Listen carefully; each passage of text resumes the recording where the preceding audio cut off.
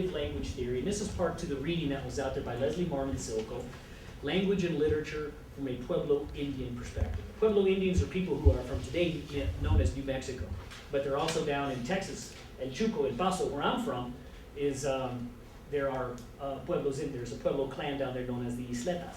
And so we look at language in a whole different way, because before the coming of the European and before their technology known as this linear writing as we do today, we had a different way of communicating, and we have our own language. Not had, but we have. And so we look at language in multiple ways. And the first thing that Marmon Silko points out is that language is story. Every word, every phrase has a history and a reason behind it.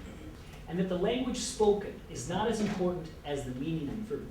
En otra manera de decirlo es que, y si una persona anda hablando un idioma que mucha gente no entiende, no tiene que decir que esa gente no puede tomar un sentimiento, un conocimiento o algo de esa lectura, aunque no pueden hablar ese idioma o lenguaje. Basically what I'm saying is that just because a person doesn't speak the language doesn't mean that an individual can't take some meaning from it, despite the fact that they don't know the language or the idiom spoken. It has to do with inflection of voice, hand gestures, facial expressions. Meaning, then, in language takes on more than just what those letters mean itself. It's how we use them. What's the difference? IER is people talking about Possessive. yeah, Mm-hmm. and there is over there. Place. Yes, Exactly. I didn't know how to word. That's perfect. You see, you may not have known how to word it, but you understood the meaning. And that too is important.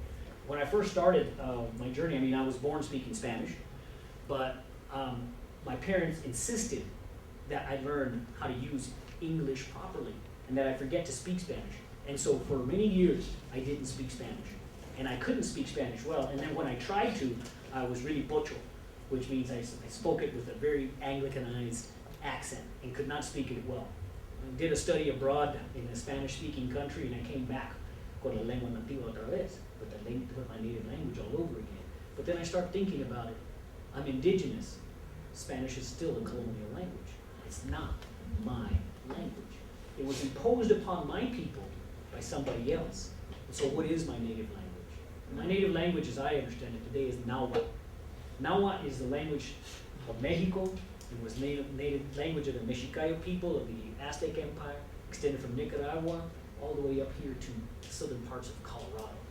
That's part of our battle still today, is protection of the little bit of rights that were left of us. The Spaniards came through, and they wiped out an entire generation of teachers and elders, so that there was a vacuum of knowledge, and a vacuum in this case means an empty space. That the young ones, the children, and the future generations had no one to teach us our stories. And so instead, the missionaries came and they started teaching us their catechisms, their way of being.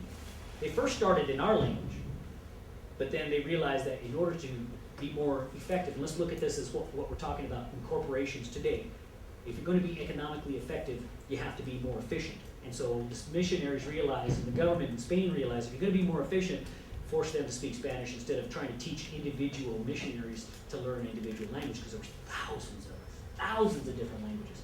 In the history books, you know, they only tell us from America's perspective, but if we look at it from an outside perspective, then it's different and it's new, and there's other things to look at besides what you're only told. What I want you to do when you're writing your papers is follow the format that we've given you, but don't agree with me if you don't.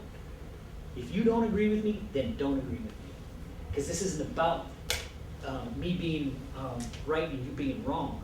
This is about looking at a different way compared to how the way many of you were raised. And working with the ideas, not accepting them, working with them. That's all it is. And at the end of the semester, if you still disagree with me, but you learn how to write, then you've accomplished what you needed to do. You say, this guy's crazy. I don't think he's right, but man, can I write. Then you've done exactly what you needed to do.